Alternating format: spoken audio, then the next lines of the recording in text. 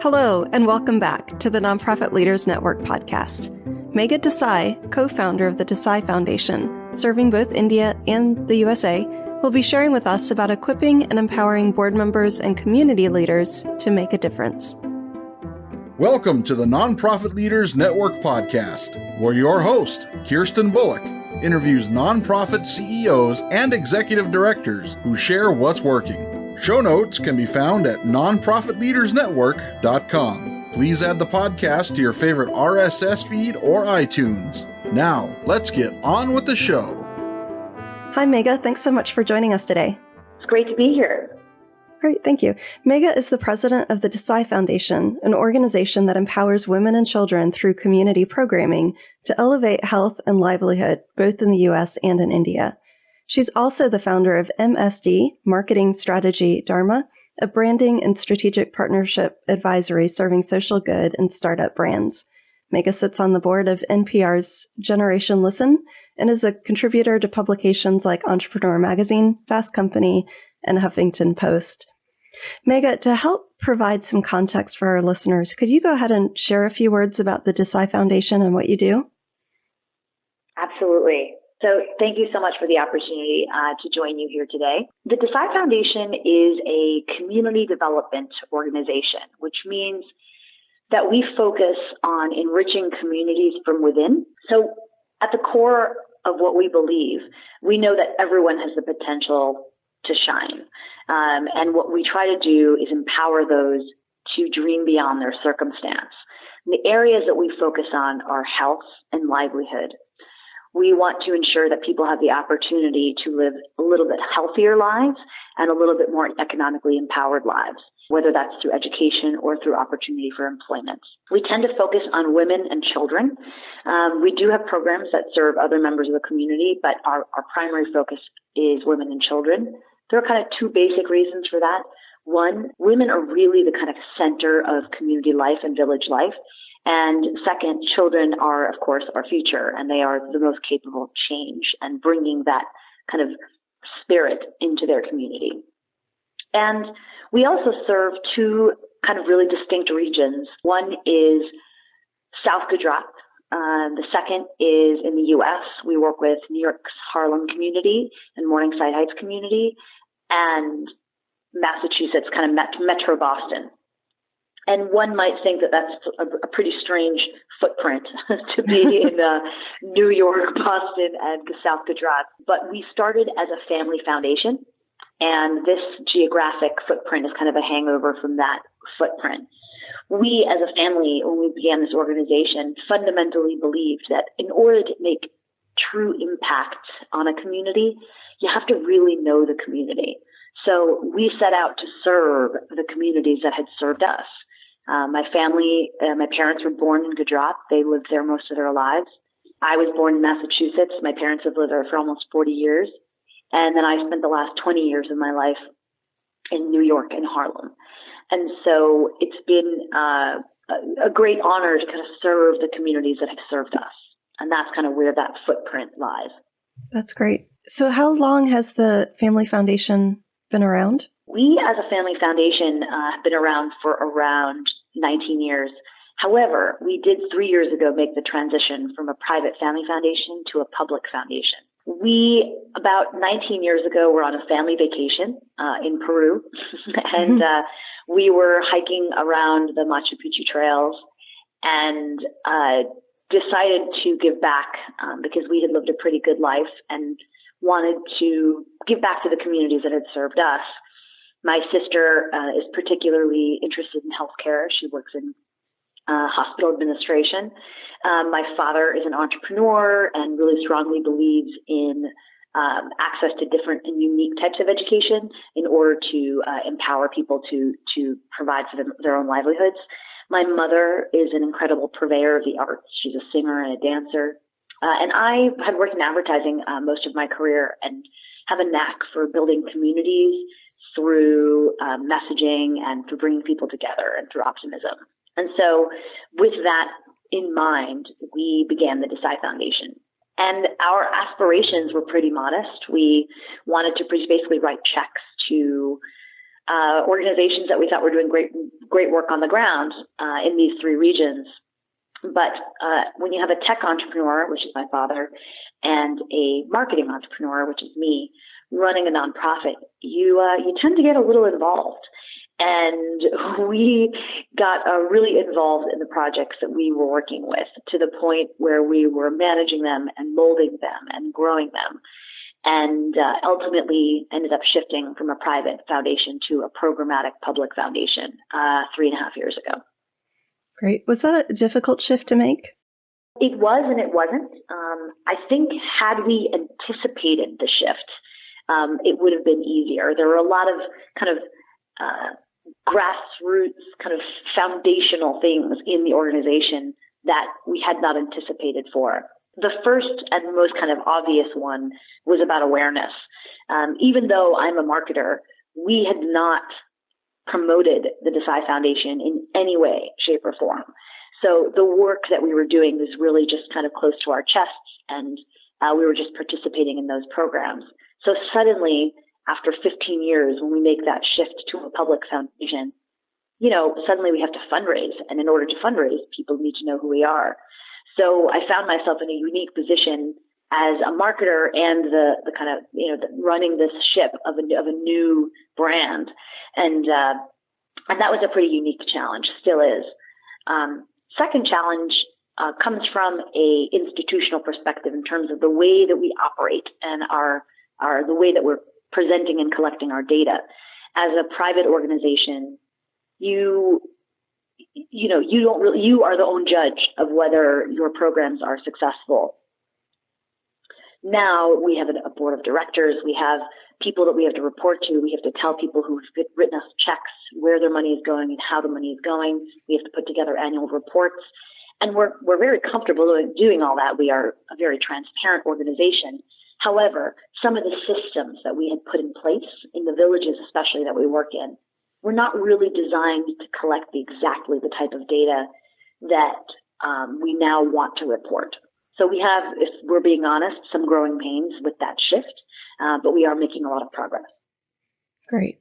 So when you were starting the fundraising process and you started to realize that people needed to know about you, what kind of steps have you taken to move in that direction?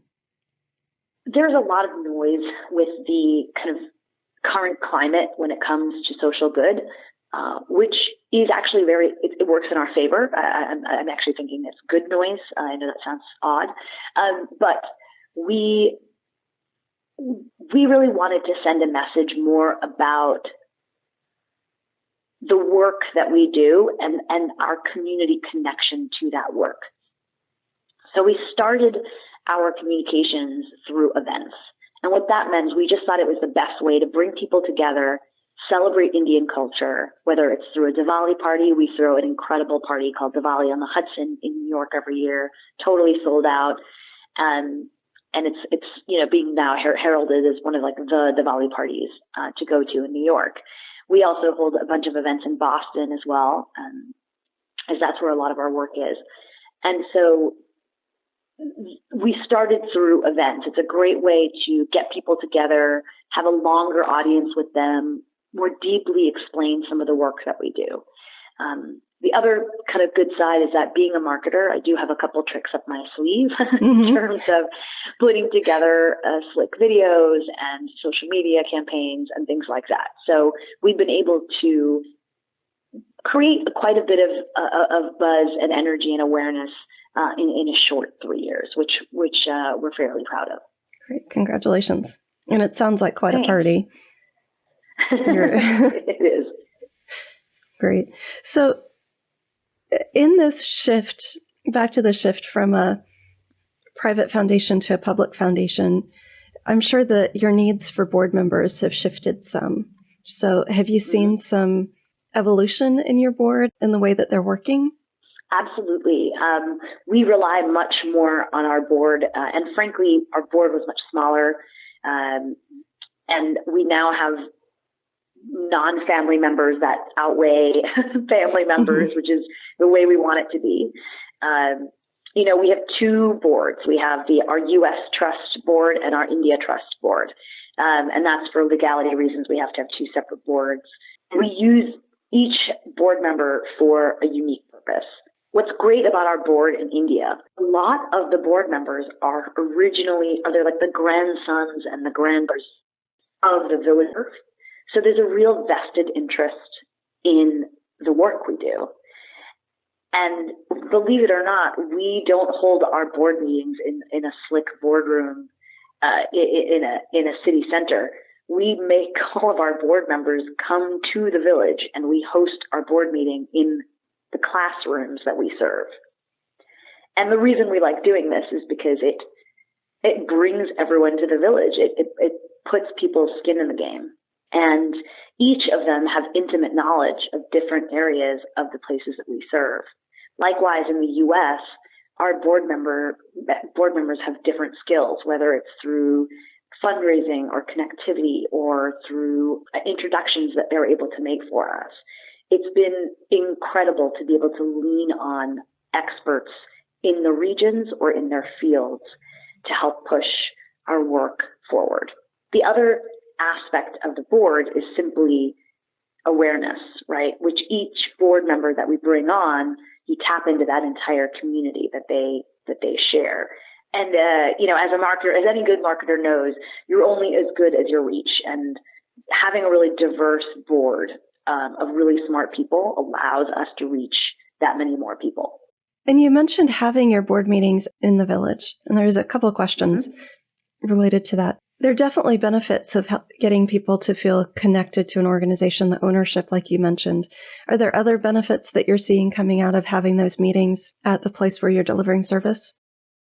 I think that what it does, at least for me, I know that it's a constant reminder of how much of an impact we are making. And I think what it does to the board, and I know to me, it motivates me every time we go to these villages and we see the improvements that we see in the kind of the energy from the women that we're working with or the children that we're working with. Or last week we have a science school, one of the only in the region, and the population of the students has grown faster than we've been able to keep up with in terms of infrastructure. So they were actually holding a lecture in a hallway of the school. So it's just like literally 11th grade science students were just sitting on the floor of the hallway, and the teacher was at the front. And not a complaint. It was all smiling faces, eager learning. And I thought to myself, board, we can't have these kids sitting on the floor. And the teachers were like, not one student has complained. They understand that we're growing quickly. They understand that next year they'll have a classroom, but right now, this is what we have to do. And that to me was really inspiring. It showed me that they are so eager for this type of education. They're so eager for change. They're so eager for the opportunities that we're trying to provide for them, or we're trying to empower them to take advantage of. And it really inspires and invigorates the board to hear that these minor infrastructure problems are not the issue. They want the opportunities, and let's continue to provide those opportunities for them. That's exciting.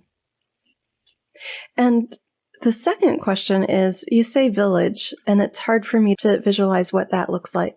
So what is a typical village that you're working in? Could you describe it? The villages in India are remote and rural. Infrastructure is often difficult. 24-hour electricity is a luxury. Indoor plumbing is almost non-existent. And they live a really simple life. There is a lot of agriculture, a lot of small factories around that may provide some jobs, lots of livestock roaming around. But these villages are full of children with hope. And what they don't have is awareness and opportunity. My dad grew up in one of these villages, and we often ask him questions about how he was able to leave the village, how that even happened, how did he go to university. And he always says that by the luck of kind of he was raised by his grandparents, the luck of who his grandparents were, they were the type of elders in the community where if anyone was passing through the village, they would have to come and have tea at his grandmother's house. So he kind of got the benefit of hearing these travelers' stories of people traveling from one city to another or one country to another. And it was through overhearing those conversations that gave him the opportunity to dream. And our hashtag is our slogan is Dream Beyond. And one of the things that we're trying to provide to these villages is this opportunity to dream beyond. Each village probably has somewhere between 5,000 to 10,000 in population, depending on which village. And what we do is we choose a village, and then we serve not only that village, but the surrounding villages.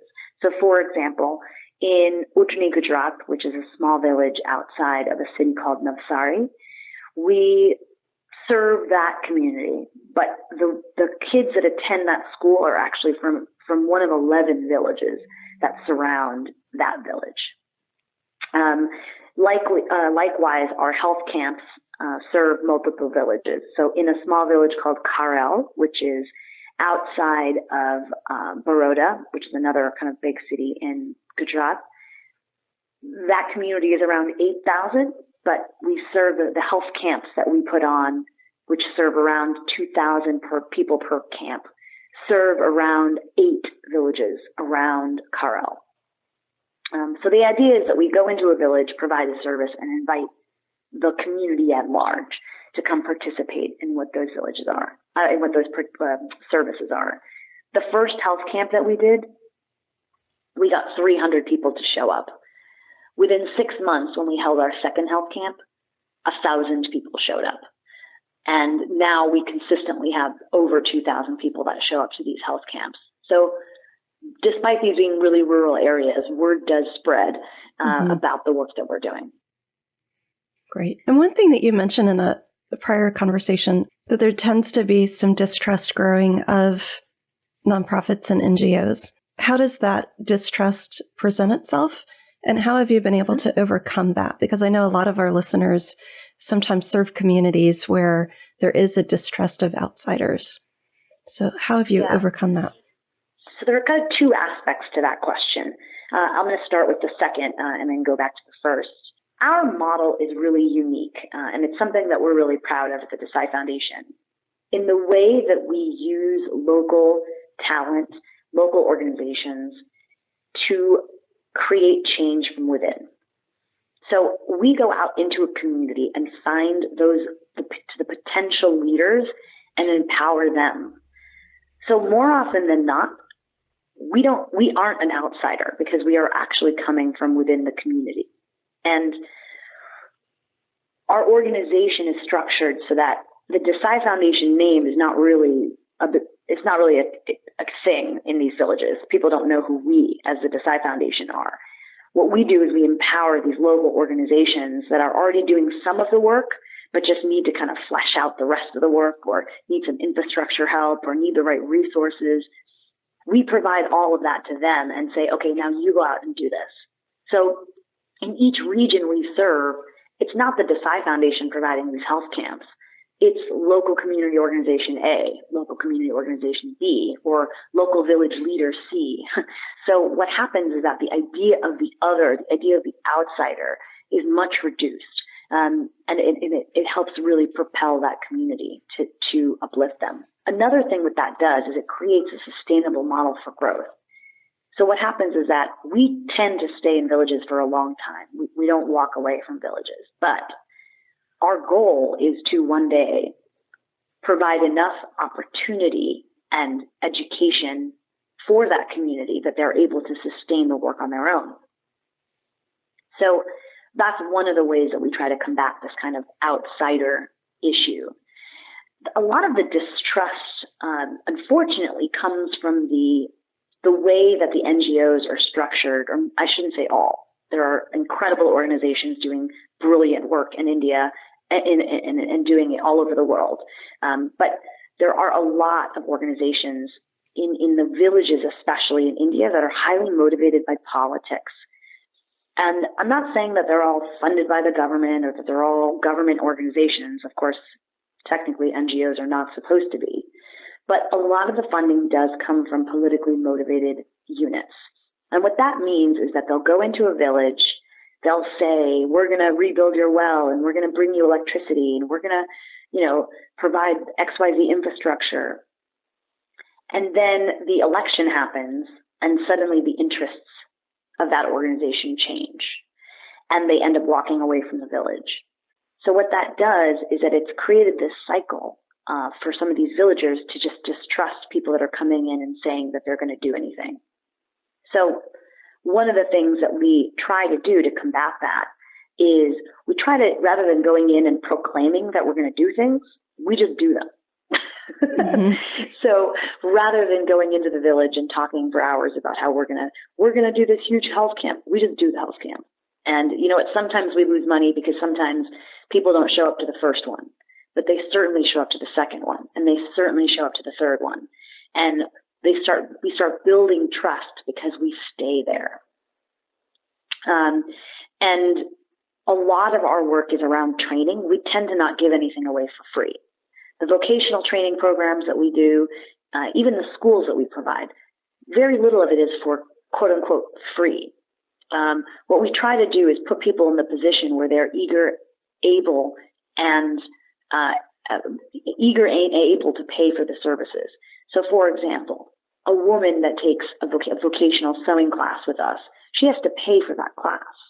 But we've already pre-negotiated salaries with the factory so that if she wants a job, she can have one.